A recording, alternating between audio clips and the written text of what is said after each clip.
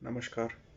चर्चा में आपका स्वागत है। जैसा कि हम सब लोग जानते हैं कि किस तरह अर्नब गोस्वामी को महाराष्ट्र पुलिस ने गिरफ्तार कर लिया और जो गिरफ्तार करने की वजह बताई वो वजह कोई आजकल की वजह नहीं है। 2018 में कोई केस होगा, उसके बल पे वो रीओपन करके गिरफ्तार कर दिया।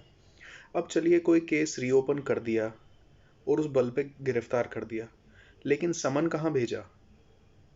कोई नोटिस कहाँ भेजा? बिना किसी नोटिस के, बिना किसी समन के गिरफ्तार कर लिया। ये बहुत ही शर्म की बात है। देखिए, हम सब लोग देख रहे हैं और ये कोई मेरी खुद की मनगढ़ंत बात नहीं है। हम सब लोग देख रहे हैं कि किस तरह एक सरकार अपनी कुर्सी के चक्कर में, अपनी सीट बचाने के चक्कर में, अपना एक ओहदा बचाने के चक्कर में किस तरह से पाताल की गहराइयों तक गिरती जा रही है। और ये हम सब लोगों के लिए एक सिग्नल है। जैसा कि हम अपनी ऑलमोस्ट हर वीडियो में कहते रहते हैं कि जी, अब चुप रहने का टाइम गया। अगर अब भी हम लोग चुप रहे तो समझ लीजिए आने वाला टाइम हम सब लोगों के लिए ऐसा है जो हम कल्पना नहीं करना चाहेंगे। हमको अब ये नहीं सोचना है कि सरकारें क्या करेंगी। हमको अपने हिस्से की ड्यूटी निभानी है। जहाँ पे सरकारों का काम खत्म हो जाता है, पब्लिक का काम शुरू हो जाता है। तो ये खाली, और हम सब लोग देख सकते हैं कि किस तरह से अर्नब गोस्वामी को घसीट के उसके उनके घर से बाहर निकाला गया। और ये बदतमीजी खाली उनके साथ नहीं की गई, उनके बेटे के साथ भी की गई, उनकी वाइफ के साथ भी की गई, उनके सास ससुर के साथ भी की गई। मतलब ये कोई तरीका है? क्या दिखाना चाहती है उद्धव सरकार? शर्म आनी चाहिए।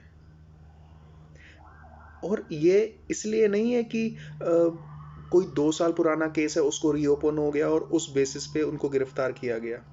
ये सीधा सीधा ये बता रहा है कि किस तरह उन्होंने पालघर के साधुओं के जस्टिस की डिमांड की, किस तरह उन्होंने सुशांत सिंह राजपूत के जस्टिस की डिमांड की, किस तरह उन्होंने कंगना रनौत के जस्टिस की डिमांड की, और किस तरह जो भी आजकल हो रहा है, जो भी वहां पे वो लोग कर रहे हैं, उन सब चीज़ों की जस्टिस की डिमांड की। और जो भी जो कर रही है वहाँ की सरकार, जिस तरह की नपुंसकता भरी हरकतें कर रही है, उसके खिलाफ आवाज़ उठाई। देखिए, अगर अब सवाल पूछने पे, एक पत्रकार को सवाल पूछने पे अगर इस तरह गिरफ्तार किया जाता है, और मज़े की बात यह है कि गिरफ्तार एनकाउंटर स्पेशलिस्ट को जाके करना पड़ा है। एनकाउंटर स्पेशलिस्ट को जाके एक पत्रकार को गिरफ्तार करना पड़ा है। जी, कोई डॉन थे क्या वो? टेररिस्ट थे क्या वो? आपने क्या सोचकर एक एनकाउंटर स्पेशलिस्ट को, इससे ज्यादा इज्जत तो अजमल कसाब को मिली है हमारे देश में। इससे ज्यादा इज्जत तो बाकी टेररिस्ट को मिली है हमारे देश में। और जो लोग डफली बजा बजा के हिंदुस्तान को तोड़ने की बात कर रहे थे, वो लोग, उनकी अभिव्यक्ति की आजादी थी, और आज इनकी आजादी नहीं है कुछ बोलने की।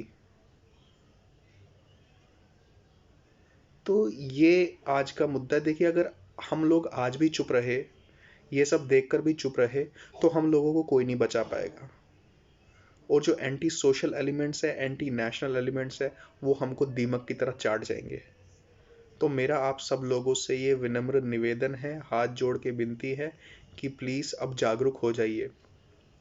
अगर ये लोग एनकाउंटर स्पेशलिस्ट को भेज के एक पत्रकार को गिरफ्तार कर सकते हैं, तो ये कल को हमारे और आपके साथ भी ऐसा कर सकते हैं। प्लीज़ इस सब के खिलाफ आवाज़ उठाइए, अपनी आवाज़ अथॉरिटीज़ तक, सरकारों तक पहुंचाइए, ताकि वो इस तरह का कोई भी कदम उठाने से पहले सोचे। और जहां तक मुझे लग रहा है, ये सरकार तो जाएगी ही जाएगी।